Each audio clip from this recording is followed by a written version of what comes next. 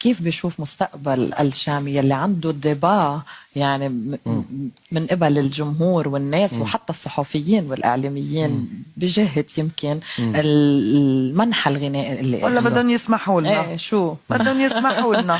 عنده حظ وصوته عنده حلو، كل شيء حلو، ومن جيل الشباب خلينا نقول كمان. صعب جيل الشباب. الشامي حالة وحالة ناجحة وبيخلق جدل. هيدي من ضمن النجاح انه يخلق جدل. صحيح. الشامي انسان موهوب، الشامي انسان طموح، والشامي عنده إرادة. حلوين. هو 3 كلمات انا بختصره.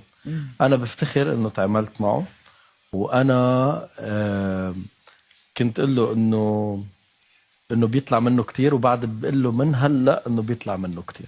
طب اقولك اذا غير ستايل او اللون الغنائي اللي هو فيه.